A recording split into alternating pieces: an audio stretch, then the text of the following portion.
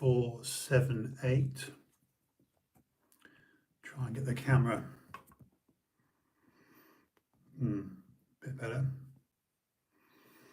Kind of. But not. Maybe there.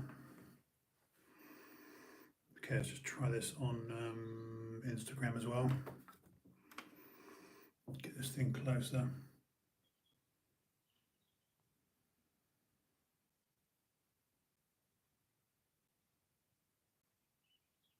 I think we're live. Okay. Good evening. Welcome to TrueHouse, episode 478. Tonight with me, Justin House. Today's date is Monday, 25th of April. 3 days away from payday, which is no bad thing. Hope you're all well. Hope you had a good weekend. Trust you.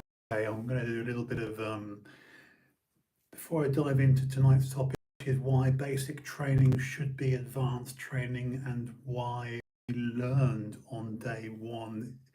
For hopefully, if you began your journey in the gym correctly, the skills you the discipline, the exercises, the things that you became adept at in the gym shouldn't leave you, and why I personally can't stand the term basic, because let's take the most basic movement like a squat. I would argue that the basic squat is something that eludes most people most of their lives. Just adjust the lighting here a little bit. Try and make it, oh dear, easy just. Sorry, that went a bit crazy, isn't it?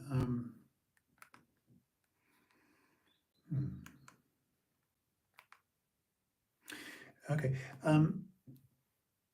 Look, the desire I have to speak about training, it wavers, it changes, because I don't feel like, in many ways, I don't think I should be talking about training anymore, because I don't feel like an active participant in that community, insofar as I no longer inhabit or possess the outward, the look of a trained person anymore. So to look at, there's no visual evidence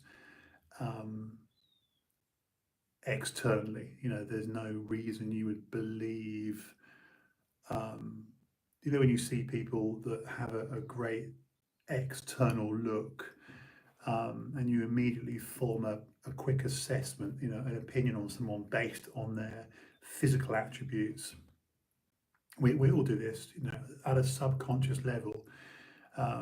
You'll look at, I won't pull any punches, because one thing I'm not is politically correct, and I have no desire to be politically correct. I have no desire to win anyone over by uttering things that I think are socially correct. So if you see someone that's extremely malnourished and incredibly skinny and looks like they've clearly got an eating disorder, what we would commonly refer to as anorexia, it's a visual observation. You can't miss it. And the other end of it, I know I'm stating the obvious, but I'm doing it for a reason, because I think sadly these days, when embarking on such a conversation, you've got to state the obvious, because common sense is no longer common, and that extends to the observational argument here. I mean, case in point, I saw today on YouTube the model Tess Halliday. Just going to check her name actually, but she's massive. She's completely obese. I mean, just a huge behemoth of a woman. But she's claiming she's got an eating disorder akin to anorexia. So I think that's kind of insulting to people's intelligence, isn't it? Really, that's really annoying. That. Let me just try and get that better if I can position that camera. You don't want to see that tape, do you, holding it up? You want to see that. I'll just put myself. No, actually, it's not too bad. That's sorry. I'm being a fussy bastard. Yeah, that'll do. Just move that a little bit. Yeah, that'll do. That'll do. I don't know. I have things about the camera. Let me check her name.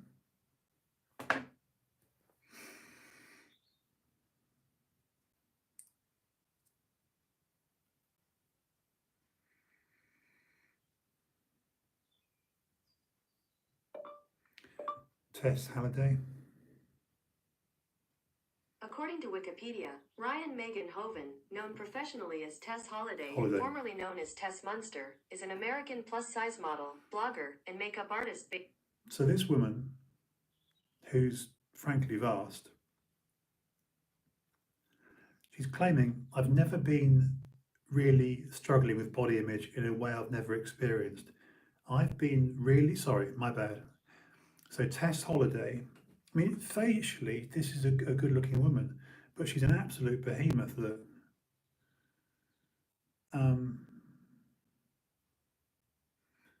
she's called a plus size model. So this woman, who is, good Lord. I mean, I wish my arms were that big when I was training. You can see that.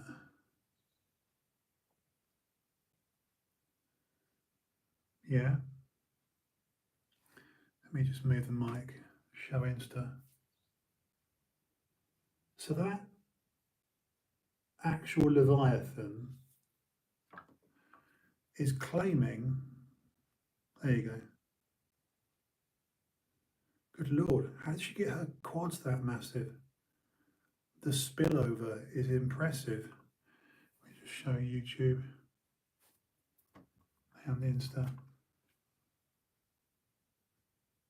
So, I mean, this is a woman with like 100% body fat. I mean, she's absolutely, you know, I've been fat, I've been overweight, I've been skinny fat, you know, I was a decent bodybuilder.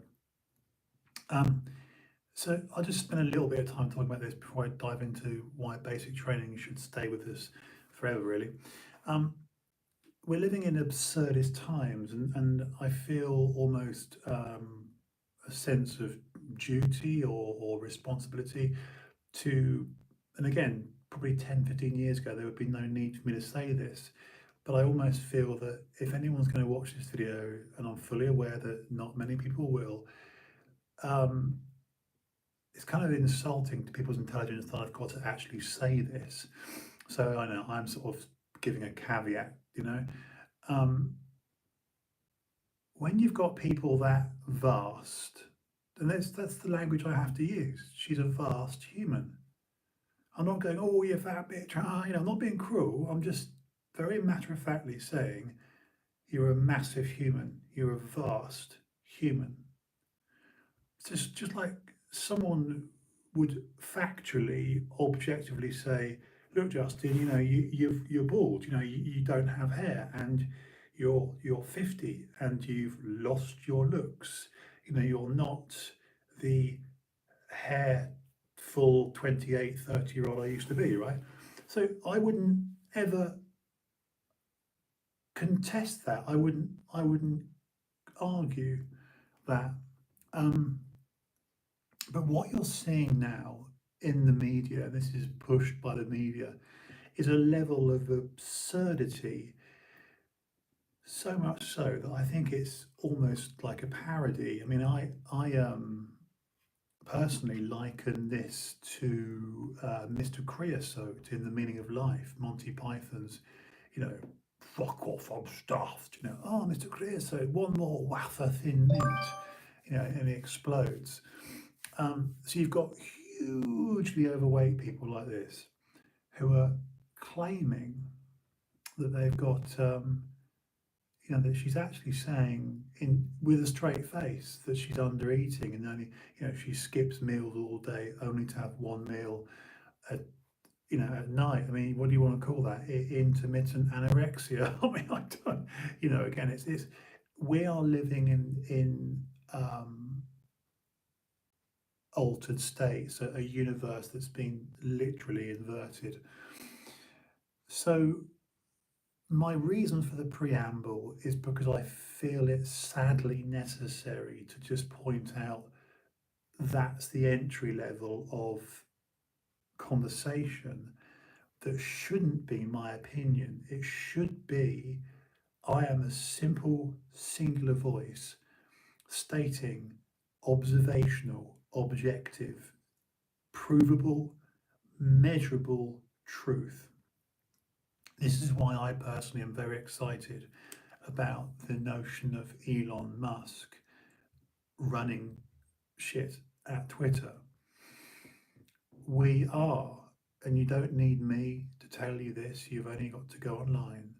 We are living in a crazy time where there are people out there that would, and I use this argument every time I present the notion of the topsy-turvy times we're in, where I'll pick on something very obvious, like I'm wearing a black top tonight, for a change. And it would be very stupid of me to say it's a white top, isn't it? But there are literally people out there that would argue that it's a matter of subjective opinion, and perhaps my truth might be it's a white top. Now, anyone with a functional eyeball, with working irises, nose, pupils, whatever, I'm no eye expert, but anyone with functional eyesight, let's just say that, anyone with functional eyesight would say, without opinion, this is my entire point. You don't need an opinion. You just need to understand right from wrong, literally black from what right, black from white, truth from fiction. So that's why I feel it necessary to almost, well, I am overly explaining state these days of actual absurdity. Yeah, I mean the line between, like I say, this is why it's good news for Twitter. With Elon buying it, this is a great use of his money, I feel, because it will actually allow a lone voice like me, and that's how I feel, to not be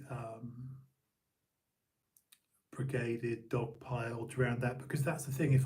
For example, I know for a fact, I put money on this. If I went onto Twitter today and said, Tess Holiday is fat slash vast slash morbidly obese slash medically obese slash high risk of heart attack, coronary heart disease, diabetes, cancer, etc. All these things are objectively true.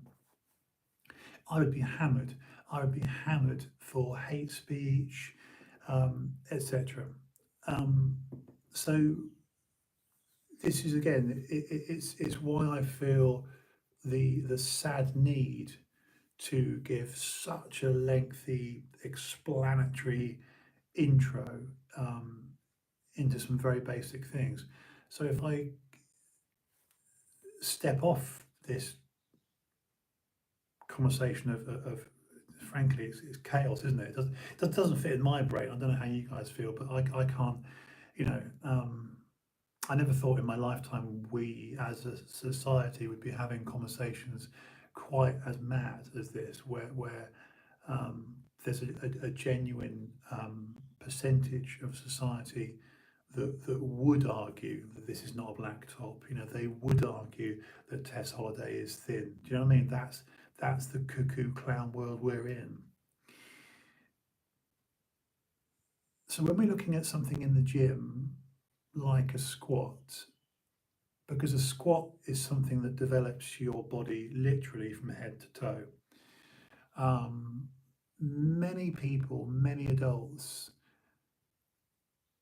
I believe if you walk down the street and pulled 100 people, just regular folk, don't pick out the trained physiques, don't go and look for gym bods, just 100 civilians, whether you're in the US or UK, and ask them to just to literally, just cross their, just do this and just perform a squat, just a body weight squat. I believe possibly 10 might.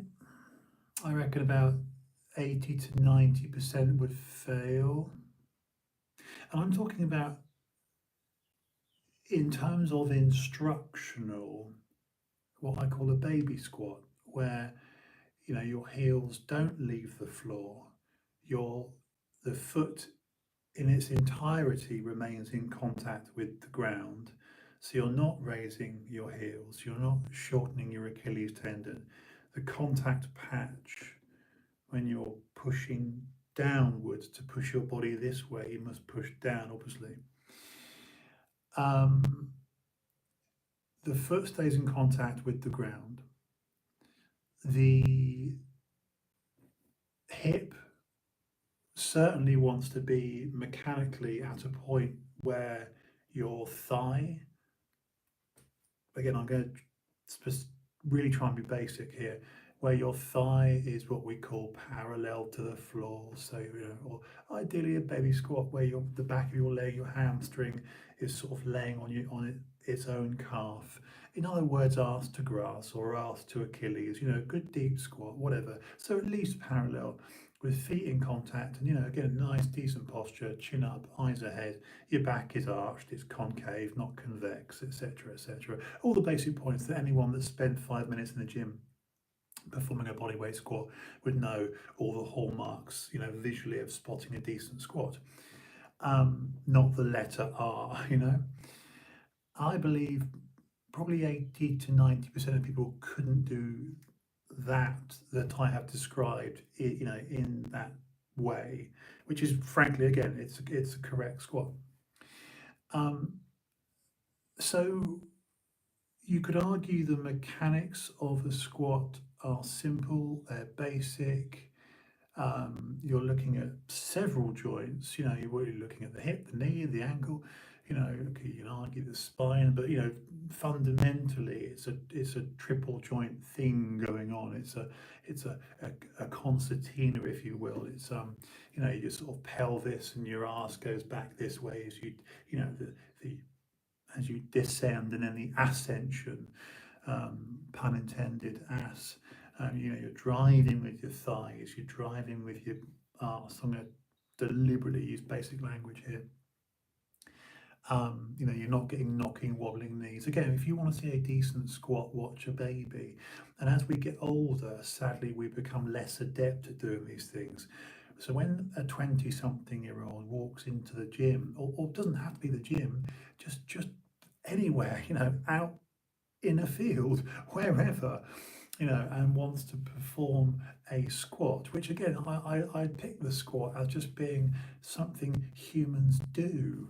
You squat when you do a poo, you squat when you pick something up, it's bending at the waist, the hip joint moving, the arse traveling back, the thighs being invited. Again, I'm deliberately choosing extremely rudimentary language to describe something very rudimentary. However, it can't be, can it, if it's so hard for people to do? So it might be easy to look at and easy to describe and basic to describe. So hopefully, as I convey the movements of the squat, i.e. the human body is descending, the hip is bending or flexing, the knee joint is, the ankle is. This is this, think of something like a spring or a shock absorber or a concertina or a crane, something, what I mean? Think of that. And that's the mechanics of the human squat. And obviously our upper bodies, our torso wants to remain, you can't be upright, you will fall over. You have to offset this by, having this slight forward canter with the torso. Anyway, it can't be that basic if most can't do it. So my argument for beginning to end, and when do you stop? When do you stop moving? Well, frankly, when you can't. Sadly, when your heart, everything stops working. We all eventually, sadly, do that for the, what I take for granted, just breathing, just being present with you, just this. Um,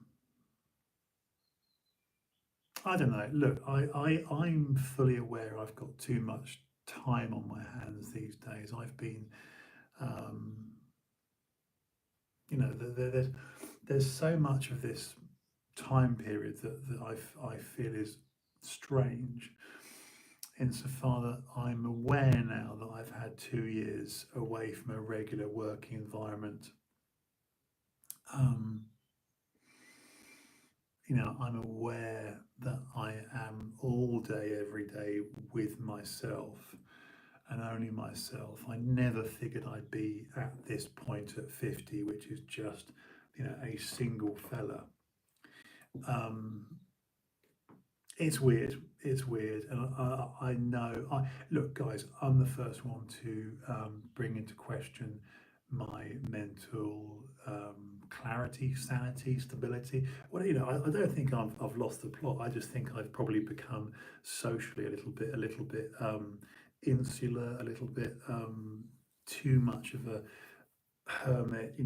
There's a lot. So that's why these live streams are just sometimes a little bit touch and go. Um, and I end up talking about things that um,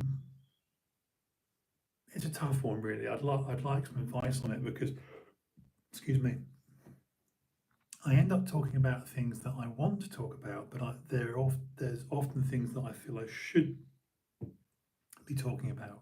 I know that if I was to ask one or two friends of mine, that's something else. As I was saying to a dear friend the other day, Doug, on the phone, as we get older, our circle reduces, of who you can really speak to and really love and trust.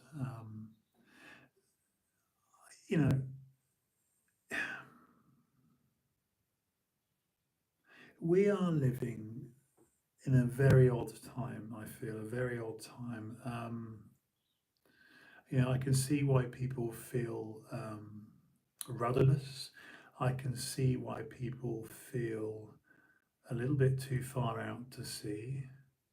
See, I'm at the end of the day just a bloke talking to an iPhone and an iPad. That's what I'm using.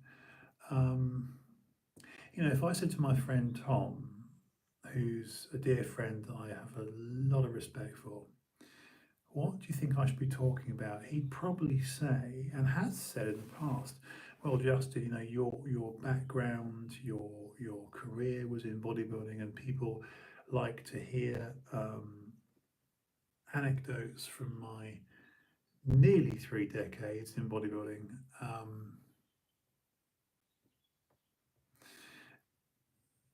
I mean, let me know what you think. Let me know if you want me to speak more about training specifically and bodybuilding, I will.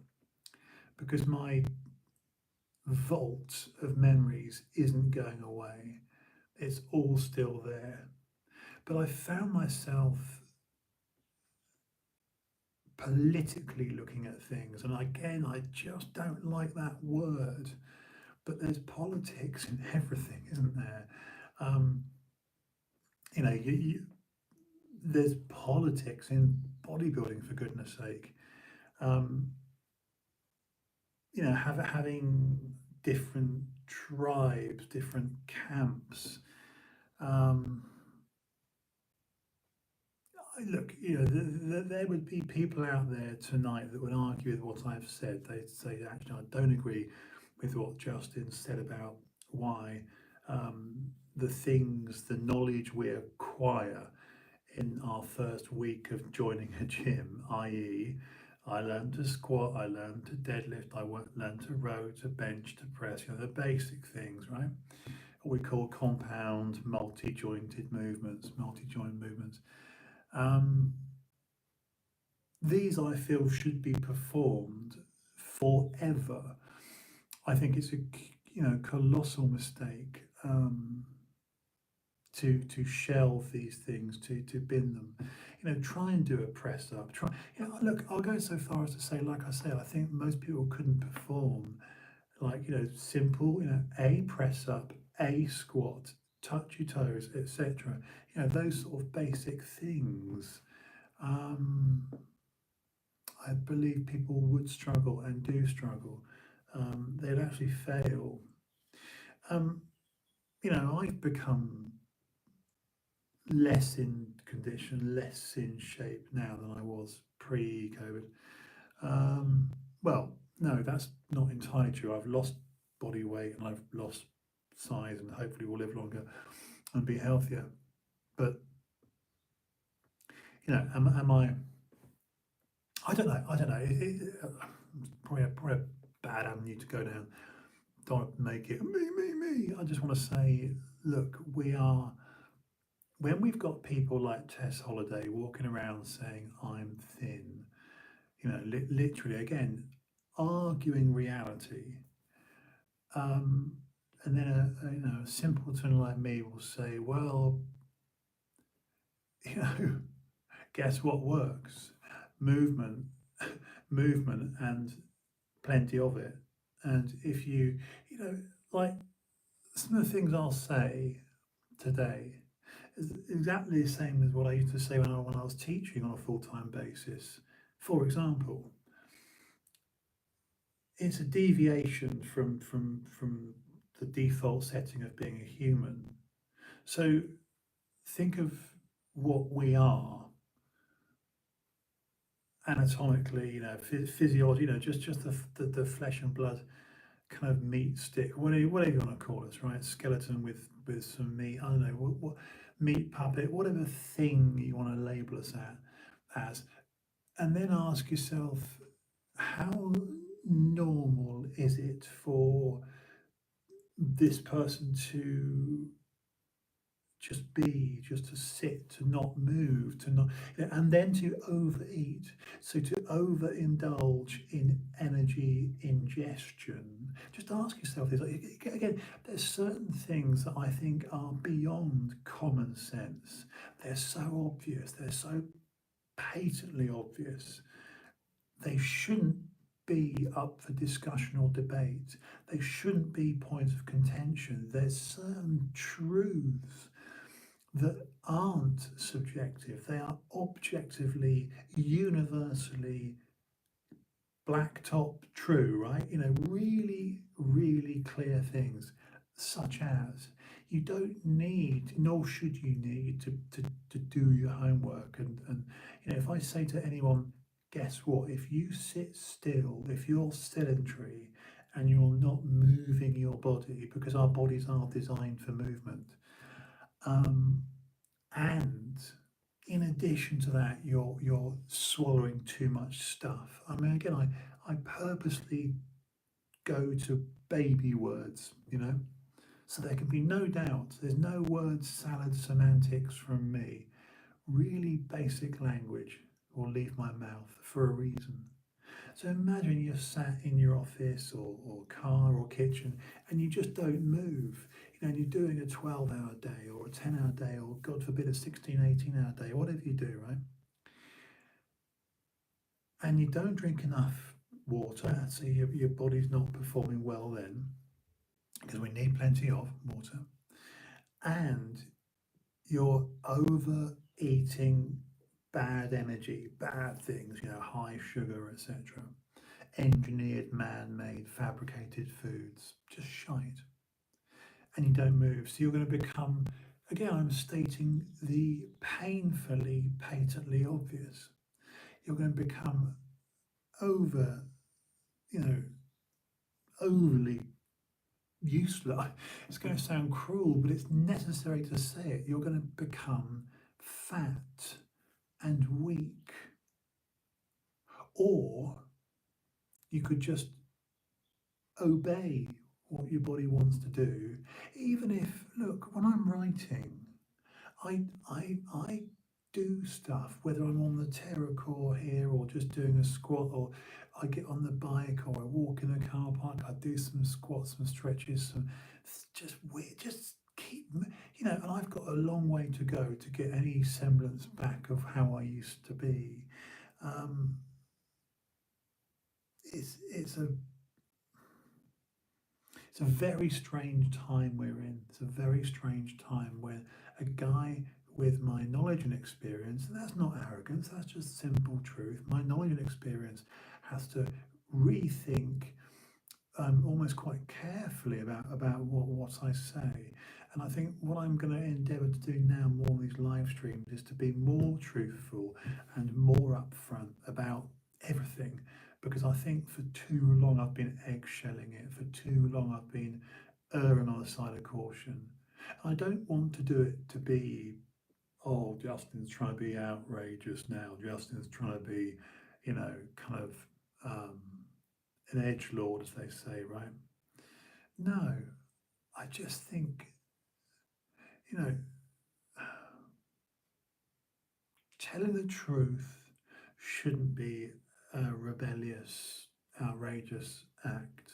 This is, again, to go back to Elon Musk, this is why I'm very hopeful that Elon Musk, this Twitter buyout thing, whatever goes through. Yeah. So look, a bit of a vanilla one from me tonight. Nothing really heavy discussed.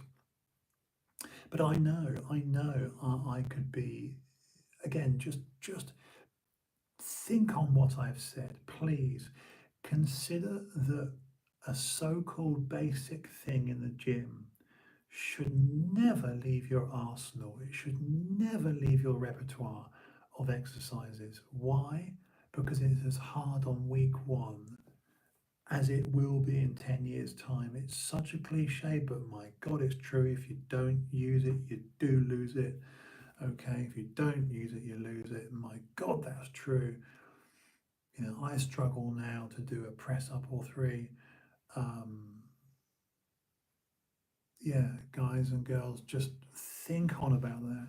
That it's a mistake not to do things with all of your body weight, whether it's a push or a pull or a press or a squat or a row or, tell you what I've been trying to do recently is to jump, just to jump off the floor again, a little, yeah, because anyone that's listened to me for a little while will know that I've had some incredibly um, serious injuries that have altered my life, frankly.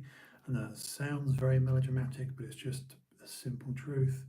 I've sustained injuries and certain conditions and medical things just mean it's very difficult for me to do the jumpy, uppy stuff, right? Anyway, I'm endeavouring to just, I think it's a sign of human strength and power just if you can actually launch yourself off the floor, just a little, who does that? In again, ask yourself these basic questions. Can you squat? Can you jump? Can you jump up a curb? Can you launch yourself off a chair quickly? Can you be explosive? I think we get very weak and fragile as we get into our 50s, 60s, and 70s if you let it. I would wager I could ask any of you, I mean, I'm 50 now, would you like to be as robust, and that rubber ball suit you lived in when you were 20 and have it now? In other words, I could take some really good hits, some really good skateboard slams and just brush myself up, get up, brush myself off and carry on. Anyway, so like I say, think about these movements that are so-called gym movements, but I don't believe for 1 minute they're basic. We're told they're basic, we're taught they're basic, we're taught they're fundamental, routine, foundational things, but they actually should never leave you because they are completely advanced as well. There is no, I can't emphasize this enough. I can't drive this point home enough. If you leave a bench press, a squat, a deadlift, even for several weeks, you are rusty, man. It hurts. But something really like a piece of piss, like just a simple tricep press down or a dumbbell curl, it's not painful. It's kind of easy to return to it. But there are certain things that are, no, good evening. There are certain things that I believe if you leave them for a minute, you come back and you're rusty. I mean, this is um, my informed collective opinion. I don't need to prove it or justify it and go, or listen to me because I'm going to just, do some finger waggling. The reality is, and anyone, whether you're a football player or a swimmer or whatever, you're in the army or you do a job that requires you to have explosive stand-up strength. Like, again, I don't care if anyone listening to this thinks, all right, just we get the point, mate. You're labouring the point. As we age, look, forget forget the bullshit that's happened to me. If I even have this conversation in my own bloody head and I discount all my medical stuff, if I remove from the conversation, my litany of medical stuff, just remove it. All the injuries, all the operations, the diseases, just forget that. Just by being 50, I became 50 in January. Ask yourself again, how often do you jump? Just try and symmetrically, because think about a squat. Think about how we lose the ability to squat, even in our 20s and 30s. Like at the peak of my teaching career, when I was probably 28 to 34, do you know what I mean? Kind of certainly my physical peak.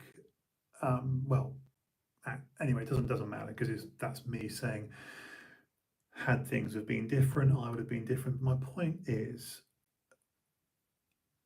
we get weaker, we get less adept, and I will keep using the squat as an example. Okay, whatever. Squat, bench, deadlift. What? Just the Olympic three. Just there you go. Squat, bench, dead. If you leave these things for even a fortnight in the gym, you go back and you're like, oh my God, this is difficult. This is difficult. And then you say to your friends, oh, I'm rusty. I'm rusty. I've lost strength. If you leave it for 2 months, you're in trouble.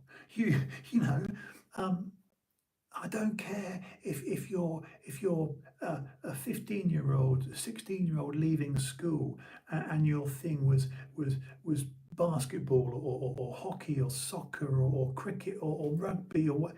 If you stop doing what you've become adept at doing, i.e., a jump, a squat, a lunge, a push, a press, a pull, a row, anything that mechanically gets your body to do that, ascension and descension. If you stop doing these things, I can't emphasize this enough.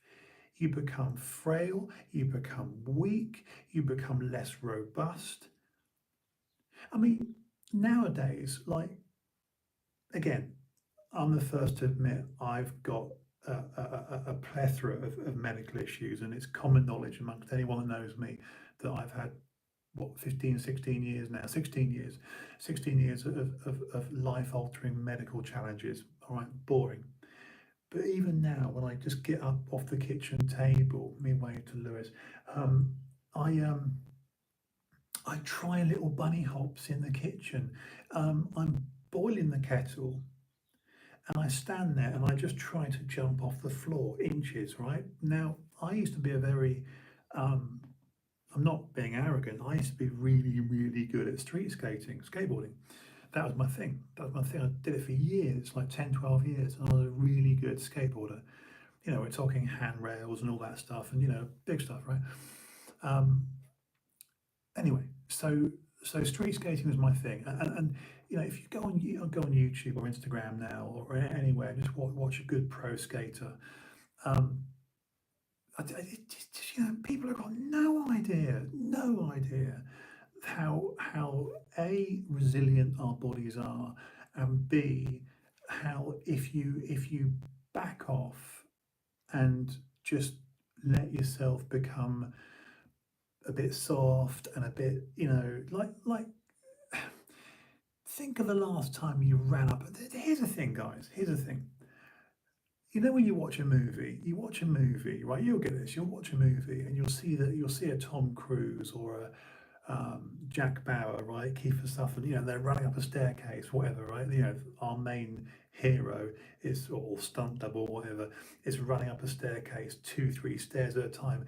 When was the last time you did that? Ask yourself, when was the last time you were so inclined to, or did it for fun, or you know, whether you're running after someone or running away from someone, or you just running late for something, that you pegged up a staircase. Now, again, I'm not making excuses for myself. I can't, I don't have the spring strength. Ever since I had my spine tumour, I've got no feeling below the waist. Obviously, I've lost two vertebrae, two ribs, L2 root nerve, three discs. You know, I have no power. Um, but what I do is I just hold on to the rail, to the banister. Even when I go to my local gym now, which is a branch of Anytime Fitness, I endeavour to take a couple of steps at a time, like a little lunge, like a little leap, right?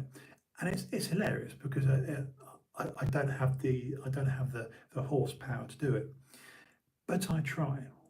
You know, and like things that mustn't atrophy, like calves mustn't atrophy, glutes. I mean, I think as we get older, I think the last thing you want to lose is lower body strength and size. I would happily lose, you know, the trademark delts or the big arms. You know, like people go, oh yeah, you know, look at so and so's guns or look at so and so's chest. I think as we get older in life, the last thing you want to lose is your stand-up strength, your ability to launch yourself, and that comes from the floor. You know, where the contact patch of the foot, you're in contact with the ground in its entirety. It's a launch pad. You deadlifting or squatting, you're pushing down in the ascension phase. You know, you're literally trying to stamp through the floor. That is glutes, that's erectors, lumbar spine, midsection, of course, pelvis, hips, quads, hams, calves. Everything's involved. Everything's involved. Like foot strength. Look at foot strength. Look at foot. When was the last time you tried to walk barefoot over rough ground? All these things we don't do. All these things we don't do. You know, we live in fine footwear and trainers. We walk on flat surfaces. When was the last time you had to traverse shitty floor? You know, land again. There's so many things we inherently, intrinsically do as children, and when we're playing. You know, when I was skateboarding in my youth, that even if I forget all my medical woes, just by being overly civilized and being an adult, you know, where you're on the computer or you're in your car. Again, this is a deviation, it's a fundamental deviation from being a human, is that sedentary life, you know, that we become soft and immobile. And I firmly believe it's a dissension to hell. I really believe this. If you can just do a little bunny hop each day, a little jump, a little skip. When was the last time you tried to skip? When was the last time you did a little run? Just like I say, just jump up a curb, right? Do a little ollie, right? Just try. And I've got obviously my leg is destroyed, my spine is full of metal, you know. Even beneath my kidney transplant, I've got 3 hernias. I got the stents in the heart. I got, the collapsed lung. It's just on and on and on. But I still now can do just a body weight. Oh, I've missed this. I've missed this. Sorry. I don't look at the screen enough. 97 and went to the gym until mid 80s. She lived. If by you don't use it, you lose it. That's so true. That's so true. Just saying that. I know it's why she lived so long. Can't be told otherwise. I couldn't agree more. Yeah, mate. Yeah. Oh, mate, that's made my night. Thank you for saying that. It's true, isn't it? It's true because, um, do you know, when I first got qualified with PTing, which was March '93, I'll never forget it because I got taught by a guy whose name was Bob Hope. He'd be dead now because he was about 60 then. And he worked for London Central YMCA, and I took my YMCA basic course in personal training down here in Bournemouth, and I did my ACSM, American College of Sports Medicine. Um, and I was able to attend some real human dissection classes in King's College in London, real human anatomy, wet prep and dry prep. So they were embalmed and not bleeding corpses and not, real cadavers. So I got to see anatomy for real. I looked at the body and I realised how strong and how fragile we are. And Bob Hope said to me, and we were on the beach in Bournemouth doing some like shuttle runs, and he said, if you don't use it, you lose it. And I thought, oh, it's kind of a cliche, but it's so true. It doesn't matter if you're 15 or 50 or 70 or 90, if you don't physically do things, it could be making a fist. Like, look, the other day, to your point, Lewis, I was in the gym and it was Anytime Fitness down here in the Shire, in Dorset, in Bournemouth, and they had like a stand up punch bag thing. And I actually said to myself, I thought, when was the last time, Justin, you actually made a fist, made a fist and just did jab, cross, hook, uppercut, jab, cross, or just not even that, just a jab, just throw some jabs, and I was exhausted. I felt weak. I felt uncoordinated. I felt clumsy. Yeah, you never forget how to throw a punch, but it was poor. It was poor. I looked like a left-handed girl throwing something. Do you know what I mean? I was like, oh my God, what am I doing? It was awful. And although no one saw me, I felt embarrassed. Um, so yeah, throwing things. Here's another thing. I recently threw a rubber ball for my brother's dog, and I'd forgotten how to throw like a proper throw. Like a proper throw, like you really mean, like you're trying to pitch a ball, right? I forgot that. It was weak. It was uncoordinated. So it could be throwing a punch, throwing a ball, kicking a ball. All these things must be done above and beyond going to the gym. I really, it's no good me now at 50 saying coulda, woulda, shoulda, coulda, woulda, shoulda. But I wish I'd felt like this, like I do now, when I was. Do you know what I mean? Skateboarding was everything, man. Like I lived on. I mean, I did ice hockey, BMXing, skateboarding, roller skating, um, but my badminton. But my real forte was skateboarding, and you know, yes, I built a big half pipe in the back garden, but I wasn't that great of skating. I wasn't that much of a brilliant ramp skater. I wasn't doing like McTwists and shit and like the 720s or whatever. But street skating, yes, huge ollies and just, grinding rails and just big stuff and wall rides. And um, I should never have stopped skating. Um, and yes, there was a great Tony Hawk documentary made recently on HBO. And you look at Tony Hawk now at 54 and all those guys from the Bones Brigade, Steve Caballero, Lance Mountain, Tommy Guerrero, Mike McGill, and other people like Christian Holsoy, all those great skaters, and Mike Vallely, and Rodney Mullen, and the list goes on, and Natas Kalpas, and all my heroes from skateboarding in the 80s and 90s, and they're all my age and older. just I believe small people tend to live longer because less weight to carry around. So when muscle deteriorates, there's less weight to stand up and do stuff. Just my theory. Do you know? I reckon you're right. I reckon you're right because do you know why I believe you're right? Is because it sounds right. It's logical. It's logical. And again, I don't have any science behind that, and neither do you. But it sounds right. Like think about this, Lewis. Right? I mean, I'm 6'5". If you push me over at 6'5", it's a mess. Let's be honest. Even if I was, whole again, even if I was like, tough Justin, robust Justin, like I was 15, 20 years ago, if you push me over, it's a messy skeleton. It's a lot of limbs. It's a lot of length, a lot of levers, a lot of points of contact to get hurt. But you look at a bloke or a woman, 5'5", 5'8", 5'10", they're a lot more compact. And yes, I do believe you're right because greater power to weight ratio, almost less space for things to go wrong.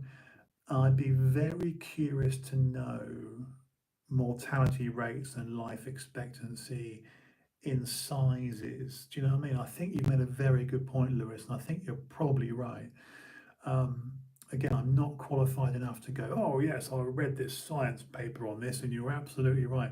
But you've described in your own family, and, it's like, it's no coincidence when you see people who are quite compact and they like look here's a point. Do you know who sticks in my head at Metroflex? Marcus, the who's still got his hair that he's got to be mid-50. No, he's got to be. If I'm 50, I reckon Marcus is probably 55, right? Not only has he got all his hair, bastard, right, but he's always maintained that sort of lean, healthy, muscular, never been fat, never been full of gear, never been, do you know what I mean? He's just been sensible. And I know the chats I've had with Doug, like several years ago, 4 or 5 years ago, Doug was saying to me, I'm going, yeah, exactly. I got a lot of respect for Marcus. I got a lot of respect. Obviously, I'm completely jealous of his hair because he's got hair and, we don't, right? But you know, Marcus is, to my mind, one of the most consistent players because you've never seen him do this. He's not one of those. He's not like big and small and big and small. It's just always eating well, always eating cleanly, always training hard, always training with impeccable form. You never see him fucked up. You never see him busted up or looking poorly. So I think he'll live a long time. I really believe that. I mean, I would expect Marcus to be 93, 95. I really do think someone like that. Um, Look, I got to be honest. I mean, I'm 50 now. I'd love nothing more than to have my life again. My mum and dad both died at 72, which is only 22 years away. That's a frightening prospect. But they were both very unhealthy, very overweight, very, never exercised. And the only hope I've got is that my health at 50 is better than it was at 35, because at 35, when I was massive and heavy and full of gear, um, you know, obviously now my blood work and everything with my, although I've had all these things, um, I don't know how long my transplant's going to last. I don't know how long, you know, I try to not think about how long the kidney transplant will last, or the stents in the heart, or the collapsed lung won't go again, or that spine tumor, will it stay away? And oh, well, we had the tumor removed and a lot of metal work in my spine, but I try to not think about these things, and I try to get myself back into the, um, you know, the skateboarder mind. You know what I mean? I try to think about. Like I left Dougie a message recently because of his birthday last week, and I just said, God, this is so strange. You know, Dougie's 47 now. I'm 50. I don't know what your age is, but I'm sure you're younger. Um, you're probably aware, Lewis. We've had lately a lot of bodybuilders go, certainly 50, 52, 54 bodybuilders have died in the last 2 years. Um, and none of them were even 50. They were all sort of 40, yeah, some as young as 29, you know, monitored more than most. Anything should be caught. That's true. That's true. I am monitored a lot. I mean, I still go to Guy's Hospital in London by the Shard. I'm still there every 2 weeks. So you're 39. Okay. Okay. See, I wish I was 39 again. Although when I was 39, I was having dialysis. But um, yeah, um, 39 is cool because you can now have 20, 30 years of you know what I mean. I think if you're good at 39, 40, you can have. It's like Dorian Yates, right? I was talking to Dorian the other day, and he just turned 60 last week. Better than ever, better than ever. You know, I think us bodybuilders, us gym people, I think as we get older, it's imperative that we, stop things like Survivor often tells me I'm at more risk as he gets monitored. I don't. Um, I think it's important to have things like EKGs, echocardiograms, and just certainly as you're approaching your 40s now. If you do bloods annually, do you know what I mean? I think the ideal thing would probably be once every 6 months. But even if you didn't, even if a person, because most people don't, most people just. I went through years of bodybuilding without wanting to know. Ignorance was bliss, um, and it wasn't bliss. It wasn't bliss because I had my GP warn me my creatinine was going up and my kidney function was poor, and I ignored it. I thought I'd beat it. Couldn't beat it. The cancer thing was a scary. That came out of the blue. The spine tumor was really aggressive, but yeah, I think Dave Palumbo was saying this the other day on RX Muscle or Muscle RX or whatever, talking to John Romano and Chris Aceto and all that. I like those guys because they're my generation, and they were saying, look, just get your bloods done. Just I now speak to guys between 40 and 60 who do get you know a basic blood pressure cuff monitor from Boots. 45, 50 quid. Do your blood pressure. You know, every other day, whatever. Um, Check your blood glucose again for diabetes. I've got type 2 diabetes now. Um, Sadly, that's also to do with my immunosuppressant anti-rejection drugs from the kidney transplant. But um, yeah, I think, like I say, if your brother, everyone's family has cancer. I mean, like both my parents died of cancer, both my grandparents died of cancer. Um, all right, I've had a form of cancer. Um, I, you know, I mean, you can't have a conversation with another human being, whether they're a friend or family or partner or acquaintance or work colleague or just someone you say hello to in the gym. You can't speak to a fellow human without someone saying heart attack, cancer, heart attack, cancer. Do you know what I mean? That's the sadness, isn't it? Um, I think all we can do is to take your bloods perhaps once a year, echocardiogram, even if it means going to your GP and getting a referral to the hospital. I'm trying to remember how you look, how you're. I'll have a look on Instagram after this and see. Mind you, I can see in the picture there you've got. I think you've got your top. I'll have a look at you. But yeah, it's funny, isn't it? I think in our 20s, I didn't give a shit. I didn't give a shit. All I cared about was, oh, be bigger, be bigger, be bigger. I didn't think for a minute. And of course, now we're seeing so many people, big names die, just die. 44, 29, 35, 48. They're just dying. They're just fucking dying. I know there's a variety of, is it the vaccine? Is it this? Is it that? There's a variety of theories, I know. But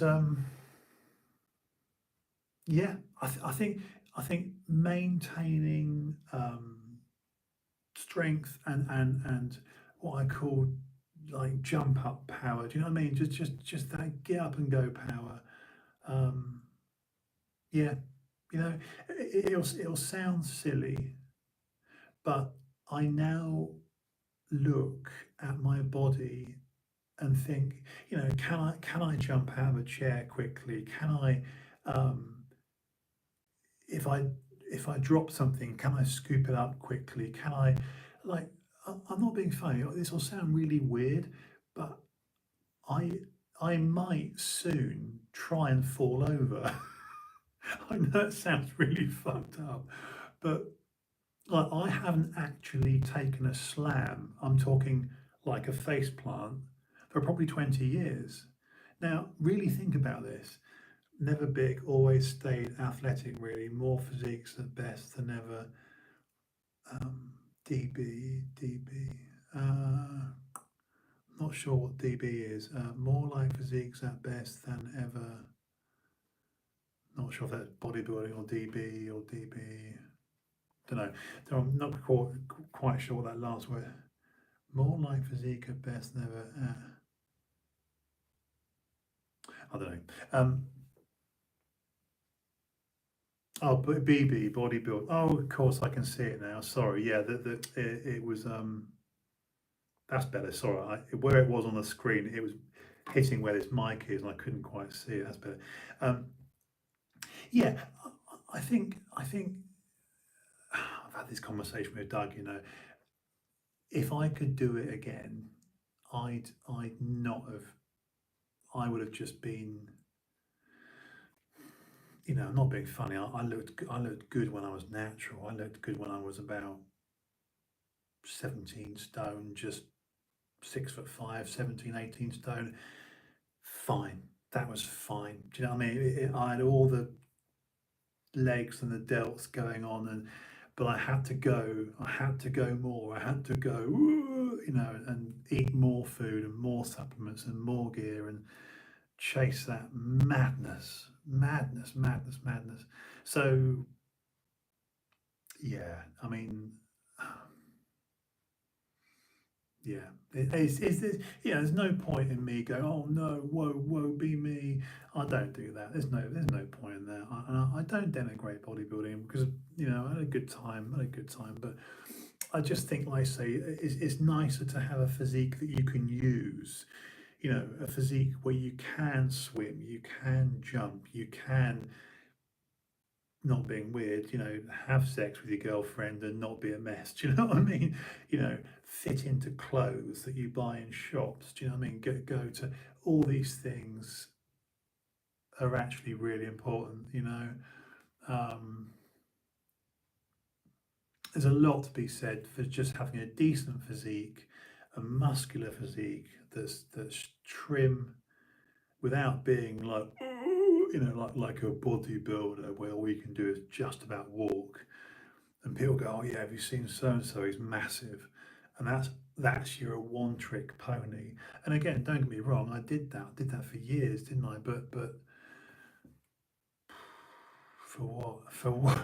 Do you know what I mean? It's like I mean, even now when I talk to Dorian, he's like, I'm so glad I'm out. He's so glad he's out. Just wants to live life and see stuff and ride his mountain bike and swim and walk up hills and go jogging and run, jump, skip, hop. Just, do you know what I mean? Just move. Just move. Yeah, I think there's a lot to be said for that. I really do. I really do. And it's true, like you say, if you don't use it, you damn well lose it. You do. You really do. My goal, certainly now, is I want to be able to do 10 press ups again. That would be great. That would be great if I could do 10 press ups. Um, and of course,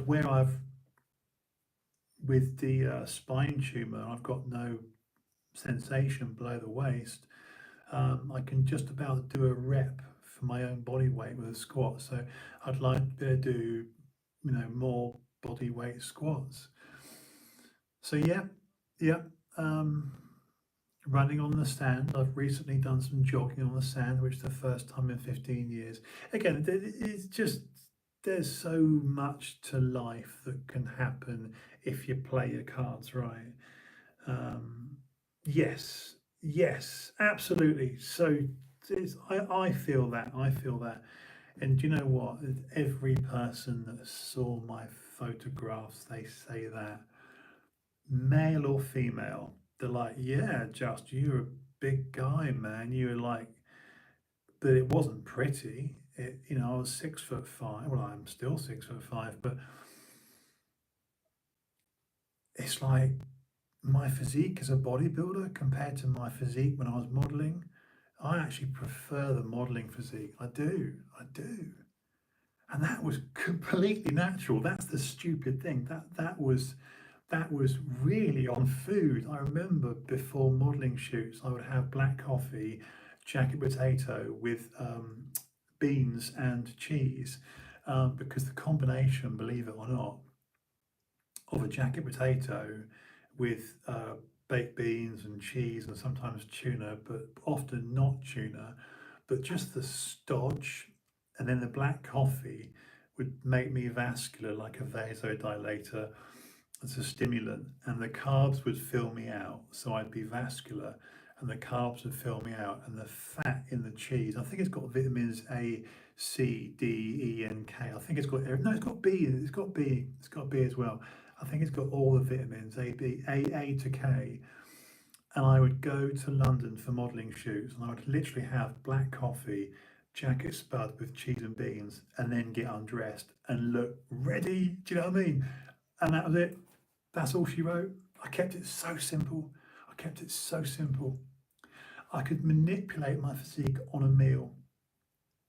I remember one of my best jobs, that Calvin Klein thing I did.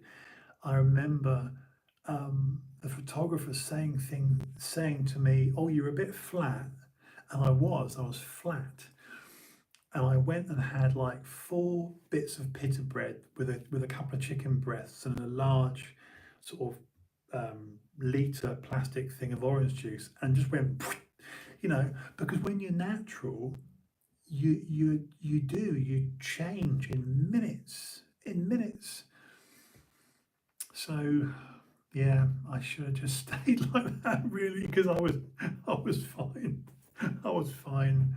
I was fine. But I had to push the bodybuilding thing, and really at 6'5", I shouldn't have been bodybuilding. I got big. Yeah, I got big at my height, but did myself no favors. Did myself no favors. Um, yeah, yeah, but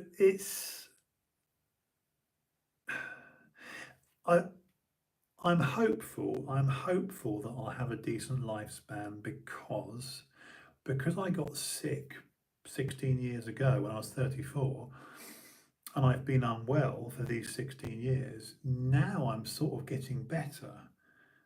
Yes, there's things that are permanent, obviously, the spine, the kidney transplant, and so on. But I know my heart and organs and blood is better now at 50 than it was when I was 35, nearly on death, well, very much on death's door. I mean, Doug came to King's Hospital to see me the night I was in kidney failure, the night it happened. Because kidney failure came quickly. When it came quickly. So anyway, that's 69, that's 70 minutes. So I'm gonna go. I'm gonna go. Thank you for the questions and thank you for tuning in. I'm glad you did. I'm glad you did. I'm gonna stop YouTube first. I'll be back on Wednesday night with episode 479. So I'll say goodnight to YouTube.